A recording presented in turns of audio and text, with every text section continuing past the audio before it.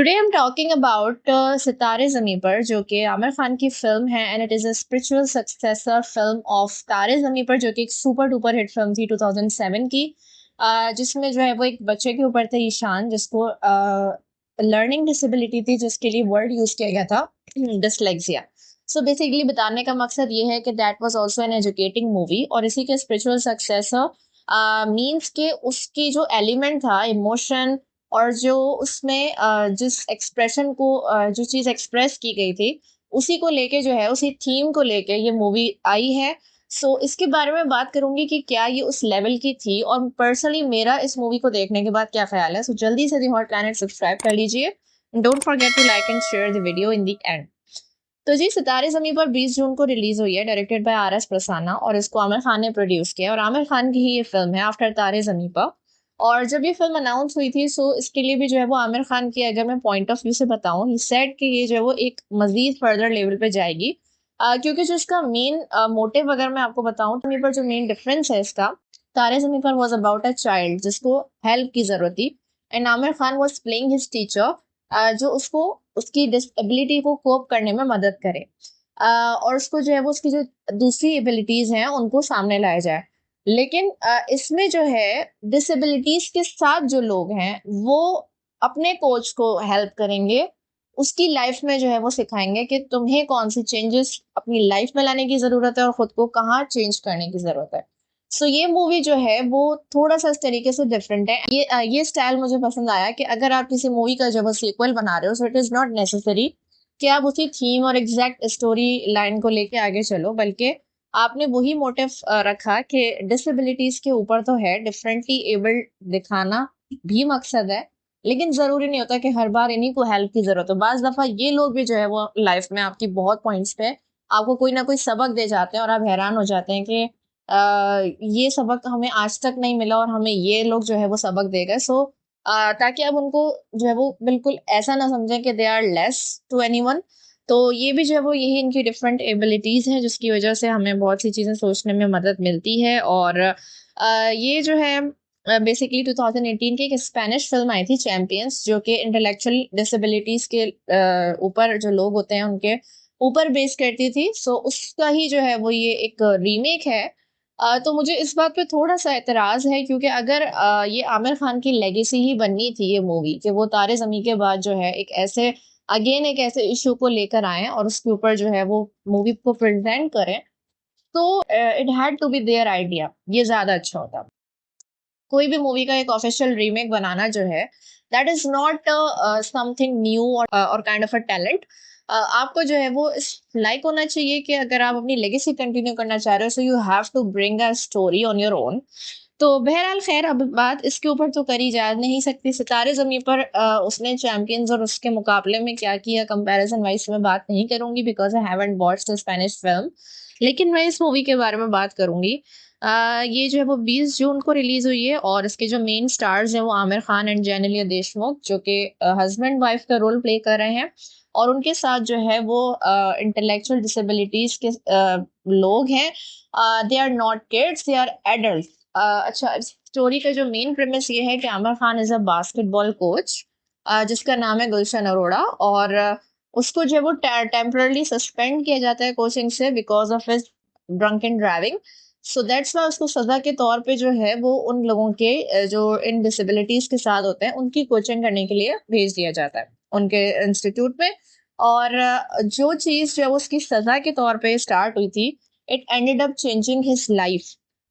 तो इस चीज के ऊपर मूवी है। तो जी, मूवी में अगर मैं आमिर खान यानी गुलशन अरोड़ा के रोल की बात करूं, so he is not a perfect hero. इस स्टोरी की जो खास बात है वो यही है कि इसमें जो हीरो है, ही is not perfect, he is not actual hero. Heroes जो है वो कोई और हैं, जो कि आपको प्रूव करके दिखाएंगे।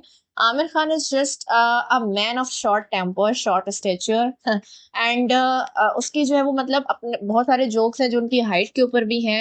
He is really short tempered, मतलब उसको जो है वो अपने सीनियर को भी जिस तरीके से उसने पंच कर दिया, बीट किया, फिर उसके बाद उसकी वाइफ से भी जो दिखा रहे हैं कि डिसएग्रीमेंट्स चल रहे हैं, किन बातों के ऊपर चल रहे हैं वो भी आगे आएंगी।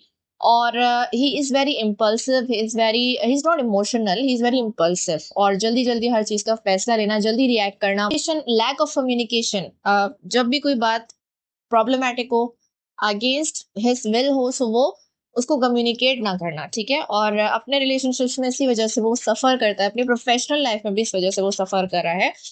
तो ये जो उसको अभी ड्रंकन ड्राइविंग की वजह से जो सज़ा मिली है, ये सज़ा उसके लिए कैसे लाइफ़ चेंजिंग साबित होगी। And it is not about helping one people helping a group of people, या group of people helping one man. It is not about this. They are both helping each other in their own ways. इस का जो सबसे अच्छा part ये है कि जब वो उस टीम से मिलता है डिसेबिलिटीज के साथ, तो उसको बहुत ज्यादा मुश्किल होती है कोप करने में, because he had no experience of dealing with such kind of people. लेकिन जब वो उनके साथ आहिस्ता आहिस्ता रहता है, सो उसको ये पता चलता है कि इवन ये खुद उनका एक सेंटेंस है कि एबनॉर्मल कोई नहीं होता, हर किसी का अपना अपना नॉर्मल होता है, so don't call them abnormal. वो इंटेलेक्चुअली उनके पास जो डिसेबिलिटी है, इट्स नॉट देयर फॉल्ट, लेकिन क्या है कि वो डिफरेंटली एबल्ड है। आपको उनको डील करने का तरीका जो है वो सेपरेट होना चाहिए। उनको डीलिंग आप एक जो आम इंसान होता है उसकी तरह नहीं कर सकते। अच्छा, फिर स्टोरी जो है वो इस तरह मूव ऑन करती है कि he was losing his patience, और उसकी बिल्कुल समझ नहीं आता, और स्टूडेंट्स जो है शुरू में उसको बिल्कुल ऐसा लगता है कि बहुत तंग कर रहे हैं, किस तरीके से वो उनके साथ चल पाएगी बात। लेकिन जब वो आहिस्ता-आहिस्ता जो मूवी में बहुत ही खूबसूरती से इन चीज़ों को पोर्ट्रे किया है, गुलशन को ही लगता है कि ये लोग जो है वो कुछ नहीं करते होंगे, और बस खेलने आते हैं, शोर मचाते हैं, चले जाते हैं। लेकिन जो उस इंस्टीट्यूट के हेड होते हैं, वो उसको बताते हैं कि भई इनमें से हर कोई जो है वो कोई ना कोई जॉब कर रहा है, कोई ना कोई काम करता है, कोई जो है वो डिश वॉशिंग का काम कर, कोई किसी जगह पे स्टॉल लगाता है, खाना बनाते हैं, कोई कुछ करते हैं। तो मतलब ये लोग एक प्रॉपर जॉब्स करते हैं, ये लोग ऐसा नहीं है कि फारिग बैठते हैं। अच्छा, इन तमाम प्लेयर्स में एक प्लेयर जो होता है वो ऐसा होता है जिसकी हाइट भी ज़्यादा होती है, जो उन बाकी जो डाउन सिंड्रोम के दिखाए हैं, वो पूरी टीम के जो स्टूडेंट्स हैं, उनसे थोड़ा-सा डिफरेंट है इस सेंस में कि वो नॉर्मल लगता है। ही मतलब जो उसका नॉर्मल है गुलशन के नज़दीक, he is more of a normal person, और उसके अंदर जो अपैरेंटली कोई ऐसी डिसेबिलिटी नज़र नहीं आती उसके फेशियल फीचर्स में, उसके बॉडीली फीचर्स में। तो वो उससे पूछ भी लेता है, लेकिन वो होता है ऑटिस्टिक। एंड उसके मतलब ये जो वो थोड़ा-सा मिक्सचर बनाया गया है, सिर्फ़ डाउन सिंड्रोम की बात के अलावा एक ऑटिस्टिक प्लेयर को भी जो है उन्होंने उसमें ऐड किया है, और वो सिर्फ़ ऑब्ज़र्व करता है उसकी कोचिंग को, और वो पार्टिसिपेट नहीं करना चाहता खेल में। इसकी वजह भी बहुत ज़्यादा पेनफुल दिखाई है कि उससे जब एक दफ़ा मेडल उसका छीन लिया गया था, सिर्फ़ इसी वजह से कि वो स्पेशल है और उसको जो वो ये डिज़र्व नहीं करता। इसके बाद जब उसका इतना दिल टूटा है कि उसने खेलना छोड़ दिया। उसको पता है कि कोई भी कोच मुझे मिल जाए तो मैं ये नहीं कर पाऊँगा, और नहीं हो सकता, हमें कोई इस तरह आगे आने नहीं देगा। तो इस तरह मूवी जो है वो ये बिटर रियलिटी को भी रिप्रेज़ेंट करती है कि किस तरीके से इन लोगों को हम एक्सक्लूड कर देते हैं, और नॉर्मल और एबनॉर्मल का डिफ़रेंस हम खुद क्रिएट करते हैं, फिर दुनिया उनका मज़ाक बनाती है। और जो प्रोफ़ेशनल्स हैं, बजाए इसके कि वो उनको ऊपर लेकर आएँ और दुनिया को भी सबक सिखाएँ कि they are equal, and if anyone has talent and if they can perform, so why there is any need of comparison? तो आप कंपैरिजन करो टैलेंट की बेसिस पे कि हाँ भाई ये टैलेंटेड है, ये हार्ड वर्किंग है, एंड ही और she is willing to work. लेकिन अगर आप कंपैरिजन इस बेस पे कर रहे हो कि वो दिखता कैसा है, उसकी कास्ट क्या है, उसकी इंटेलेक्चुअल डिसेबिलिटी एबिलिटी क्या है, सो ये जो है वो रॉन्ग है, दिस इज रॉन्ग। अच्छा, फिर उसके बाद जब वो गुलशन को दिखाया कि उसे कोई उम्मीद नहीं होती कि ये टीम जो है वो कैसे आगे जाएगी और कोई टूर्नामेंट खेल भी सकती है, लेकिन जो है वो टीम आगे जाती है, और वो जो है वो उनको फाइनली कामयाब हो जाता है उनको सिखाने में। उनकी बहुत अच्छी जो है वो कोचिंग करता है, और उनको ट्रिक्स और टैक्टिक्स समझाता है। उसके दरमियान छेड़-छाड़, कॉमेडी ये सब भी चलती रहती है। अच्छा, ये मूवी जो है अकॉर्डिंग टू आमिर खान की जो तारे ज़मीं पर थी, it was like more of an emotional kind of film जो आपको रुलाएगी, लेकिन ये जो मूवी है ये इमोशनल नहीं करेगी बल्कि आपको हँसाएगी। तो इस तरह जो है वो ये डिफरेंस क्रिएट हो रहा है, and it is really funny at some times. बहुत ज़्यादा जो है वो फनी तो नहीं था कि हर बात पे जो है वो, लेकिन अच्छे मोमेंट्स थे, heart felt, heart warming moments हैं, जिसमें आप जो है वो बहुत ज़्यादा एंजॉय करेंगे एंड डीपली कनेक्टेड फील करेंगे। वो जो जितने भी प्लेयर्स हैं ना, वो सब आपको थोड़ी-थोड़ी देर में किसी न किसी बात पे हँसाते रहते हैं, छेड़खानी करते हैं।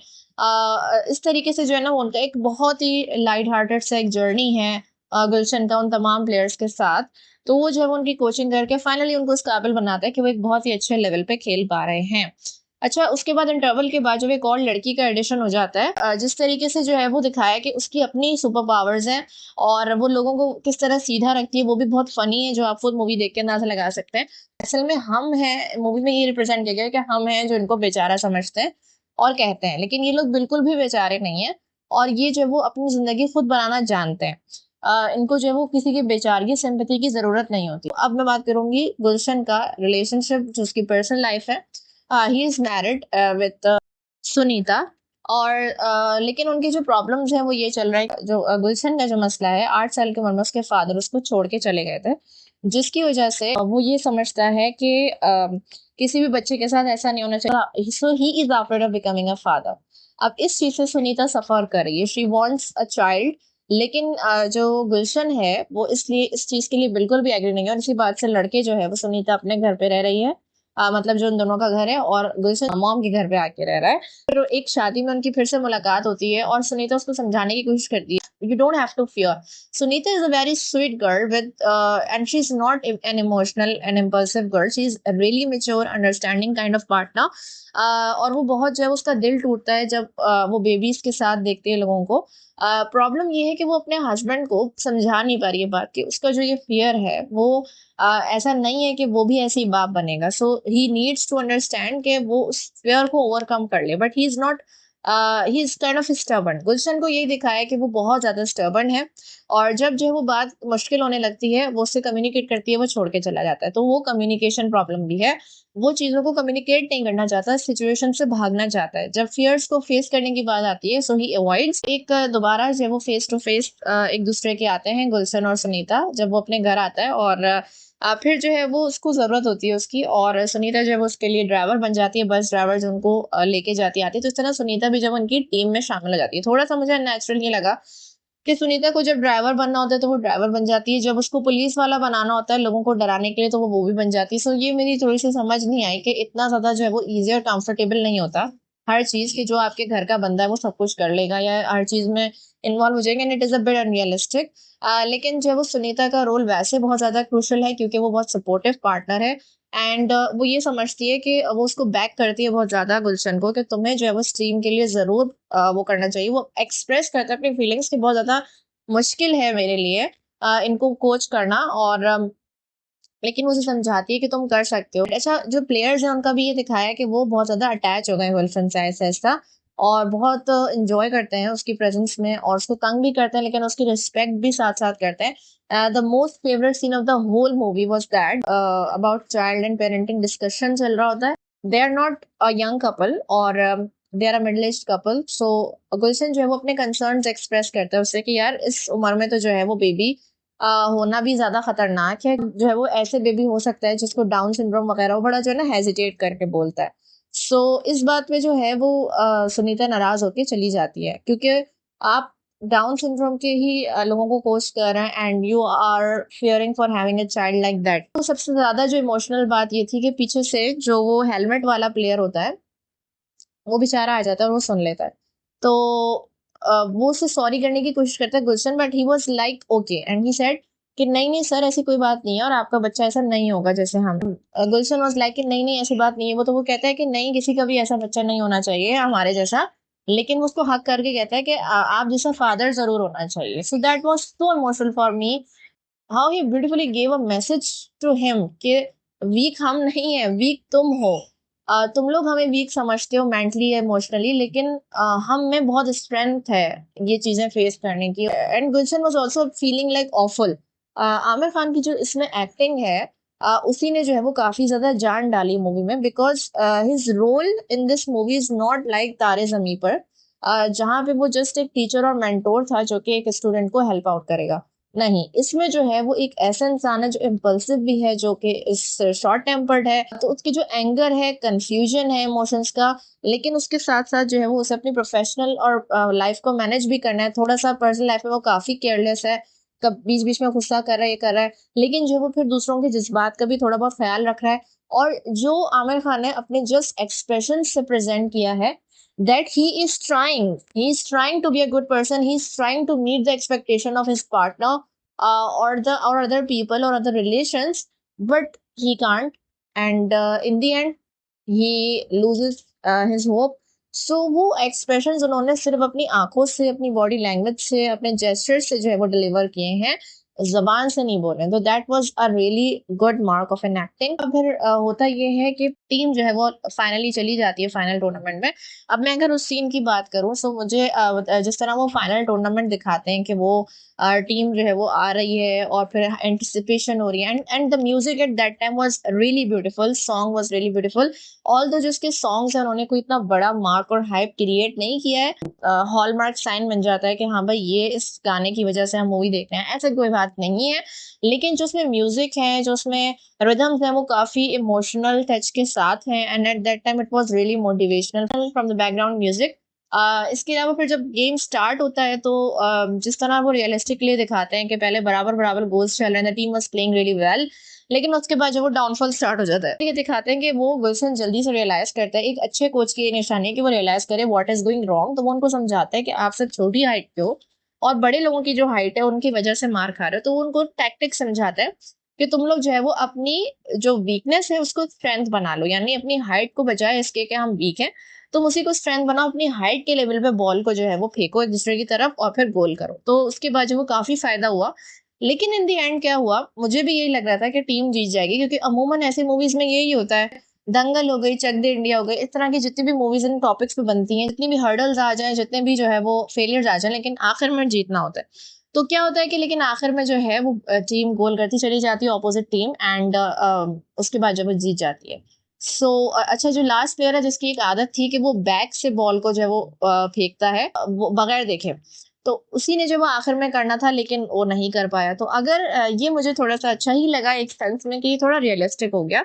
अगर आप जब भी दिखाते कि हाँ भाई वो कर पाया, that would be realistic also. मगर जो उनको आखिर में मैसेज प्रोवाइड करना था ना, वो डिलीवर ना हो पाता। मैसेज ये नहीं था कि टीम जो है वो मैच जीते, टीम मैच हार गई। और गुलशन को दिखाते ही वॉज सो हार्ट ब्रेकिंग। लेकिन जब वो आंखें बंद करके खोलता है तो वो देखता है कि they were all celebrating like hell. तो वो पूछता है, उसके प्लेयर्स उसको आके हक करते हैं, वो पूछता है भाई हम तो हार गए। लेकिन उसको पता चलता है कि they were cheering for other team, यानी वो उनके साथ इतना खुश हैं, उनको स्टेज पे चढ़ा रहे हैं खुद से, उनको ट्रॉफी उनकी सेलिब्रेट कर रहे हैं। तो ये जो है वो एक बहुत बड़ा इमोशनल और पावरफुल मैसेज था जो मूवी के एंड में उन्होंने डिलीवर किया, that it is not always about winning, it is about overcoming the emotion of your loss. यानी उन्होंने जो है वो अपनी हार को बजाय अपनी वीकनेस बनाने के, उस पर मुंह लटकाने के, उन्होंने गेम को गेम की तरह रहने दिया और उन्होंने अपनी सबसे बिगेस्ट स्ट्रेंथ के शो करी कि जो ऑपोजिट टीम है उसकी जीत पे उन्होंने नारे लगाए, चीयर किया उनको, उनकी खुशी को में इजाफा किया। That is the biggest power of a person. ये मैसेज जो है वो गुलशन ने अर्न किया, और गुलशन के साथ साथ ऑब्वियसली हम सब ने भी लर्न किया। तो वो बहुत खुश होता है और फिर इस बात उसको बहुत प्राउड होता है। जेनेलिया की जो एक्टिंग है इस मूवी में, that is also really good. It's a fresh and delighting part of the movie, जिसको देख के जो है वो आपको लाइट हार्टेड फील होगा, टेंशन कम फील होगी। She is really sweet all along. और वो जो है उसको वो भी कंसोल करती है, वो उसका हर चीज में काफी उसका साथ देती है। यही बात, जब वो बहुत अच्छा सीन होता है जब गुलशन सुनीता से ये शेयर करता है अपनी फीलिंग्स की, यार मैंने इनसे ये सीखा कि मैं कितना इगोइस्टिक हूँ, कितना जब मैं अपने आप में रहता हूँ। तो मैंने इनसे सीखा कि ये कितना बड़ा मैसेज है कि दूसरे के लिए खुश होना। एक और सीन जो बहुत जबरदस्त था कि जब गुलशन जो है, जो उसका एक टीम प्लेयर था जिसको नहाने से डर लगता है, फिर वहां पे एक चूहा आ जाता है और उसको बचाना होता है, वो पानी में गिर जाता है। तो गुलशन पहले उसको बचाना चाहता है, लेकिन एकदम से उसे रियलाइज होता है कि इसको जो है वो पानी से डर लगता है, तो मैं इसको भेजता हूँ। और ये जो अपनी मोटिवेशन है ना उस माउस को बचाने के लिए, ये उसके थ्रू जो है वो अपने फियर को भी ओवरकम कर लेगा। और वही हुआ, उसने चूहे को भी बचा लिया और फिर उसने जो है वो अपने फियर को ओवरकम कर लिया। सो यहाँ जो है वो गुलशन ने बहुत ही ज्यादा अपनी इंटेलिजेंस और ट्रिक करी, जो कि एक अच्छे कोच को करनी चाहिए, कि उसने जब उसे अपने फियर पे कंट्रोल करना सिखाया। But this is not all that. वहां पे ये भी दिखाया है कि गुलशन को लिफ्ट से बहुत डर लगता है, तो वो हमेशा सीढ़ियों के जरिए आता है किसी भी फ्लोर पे। तो उसको तमाम स्टूडेंट्स ने किया कि अचानक से जब वो फोर्स किया उसको लिफ्ट में ले गए और वो बहुत पैनिक कर रहा था, लेकिन उन्होंने उसको संभाला और लिफ्ट जो है वो रुक भी गई बीच में। अच्छा, थोड़ा सा मुझे सेंसिटिव ये लगा कि लिफ्ट में जो है वो सब उछलना कूदना शुरू हो गए सिर्फ इसलिए कि उसका फियर कम हो, but that was not sensible I think so, क्योंकि ये चीजें डेंजरस है। अगर आप ये प्रमोट करना चाह रहे हो कि वो लोग भी आपको कुछ सिखा सकते हैं, तो इसको आप सेंसिबली भी प्रमोट कर सकते हो कि वो उसको जस्ट चीयर अप करें, but the way they were jumping in the lift, so मुझे भी डर लग रहा था कि अगर ये लिफ्ट ही गिर जाए, because this is not something funny और लर्निंग एट ऑल। वहां से जब वो निकलता है, सो बहुत ही अच्छा, मुझे वो आमिर खान की जो वो एक्टिंग थी वो मुझे बहुत अच्छी लगी, कि जिस तरह वो कमरे में आके अपनी अम्मी को बता रहा है कि मैंने जो है ना लिफ्ट में गया हूँ और मैं खामखा भी जा रहा हूँ, अब तो मैं लिफ्ट में एक दोबारा भी फिर जाऊंगा। जब हम कोई चीज अपने फियर पे ओवरकम कर लेते हैं तो वो जो एक यूफोरिया सा क्रिएट हो रहा होता है हमारे अंदर कि हाँ यार हमने कर लिया और अभी तो मैं फिर जाऊंगा, वो खूब चौड़े बन रहे होते हैं। तो वो मुझे बड़ा ना अच्छा सीन लगा। अच्छा, उसकी मदर का जो उनके शेफ के साथ दिखाया है सीन, वो थोड़ा सा अननेसेसरी था, लेकिन वो भी जो है वो गुलशन की पर्सनैलिटी रिकवरी के लिए जरूरी था ये दिखाना कि किस तरह उसको गुस्सा आया अपनी माँ के साथ उसको देख के। लेकिन जो है वो जब वो सारे उसके टीम प्लेयर्स आए और उन्होंने कहा कि आपके डैड तो बड़े हैंडसम है और ये हैं, और फिर सबने जब उसको लाइट हार्टेड कर दिया और फिर उसकी बीवी ने भी उसे समझाया, तो फिर उसने माँ की खुशी के लिए जो वो अग्री कर लिया। तो ये भी दिखाना मकसद था कि भाई उसने जो है वो ये टीम उसके लिए कितना बड़ा वो साबित हुई है माइलस्टोन, उसकी personal life professional life improve करने में। उसकी इम्पल्सिविटी खत्म कर दी, उसकी कम्युनिकेशन पावर उसको दे दी, उसको ये सिखाया कि वो लोगों की बात सुने, उनकी चॉइसेस की रिस्पेक्ट करे, सिचुएशन छोड़ के भाग ना जाए, फियर्स को ओवरकम करे। So this movie teachers us so many things. तारे जमीन पर के लिए जो क्रिएट हुई थी चीज, ये मूवी क्रिएट नहीं कर सकी। इस मूवी का जो बजट था दैट वाज 90 करोड़, मगर ये जो है वो 115 करोड़ बना सकी है बॉक्स ऑफिस पे। That is okay, but it is not a huge super hit film like तारे जमीन पर, सो ये वो इम्पैक्ट तो क्रिएट नहीं कर सकी है। मेरा ख्याल से थोड़ा सा ये भी इशू है कि सिनेमास के हालात भी अब वो वाले नहीं रहे हैं, people are not appreciating this kind of things. मैं उसके ओवरऑल इफेक्ट्स और उसकी बात करूँ, सो उसमें भी कोई बहुत extra ordinary impact creating scenes तो नहीं थे, लेकिन लेसन्स और मैसेजेस बहुत अच्छे थे। It will definitely melt something inside of you, कुछ ना कुछ तो आप इससे जरूर सीखेंगे। Performances are really good. जो बेस्ट पार्ट था कि जो डेब्यूटेंट्स हैं इसमें, जो टीम के प्लेयर्स हैं, वो पहली बार एक्ट कर रहे हैं, they all are differently abled people in real. So this was the most beautiful part, कि यानी आपको उनको देख के लग ही नहीं रहा कि वो एक्टर्स नहीं है, they are performing for the first time. तो जस्ट मूवी के थ्रू उन्होंने मैसेज नहीं दिया उन प्लेयर्स ने कि हम किस तरह की एबिलिटीज रखते हैं, बल्कि इस बात का जीता जागता सबूत है कि इतनी बड़ी मूवी, आमिर खान की मूवी है, उसमें परफॉर्म करना for the first time, it is not a joke to perform in a movie in main lead. Apart from its movie plot, this is how it actually showing कि कितने ज्यादा powerful होते हैं ये लोग, कि वो परफॉर्म कर गए मूवी में पहली बार। कितने सारे डेब्यूटेंट्स हम देखते ही रहते हैं मूवीज में, कितने स्टार्स हैं जो कि स्टार किड्स हैं और उन्होंने अपनी फर्स्ट मूवीज करी हैं, but they act like a child. तो ये इट्स सेल्फ जो है वो उन लोगों ने अपनी पावर को डिलीवर कर दिया कि हम परफॉर्म कर सकते हैं। Genelia, Aamir Khan and everybody perform so well, the direction is so well, and कोई भी ओवर ड्रामेटिक सीन नहीं था। The last song was really really a must watch. अगर आप मूवी के आखिर में उठ के बाहर चले जाते हैं, सो ये आप बहुत बड़ी मिस्टेक करेंगे। लास्ट सॉन्ग जरूर देखें, क्योंकि उसमें जो है उसकी मदर की फाइनली शादी हो रही है और उसमें भी दिखा रहे हैं गुलशन इज स्टिल फाइटिंग।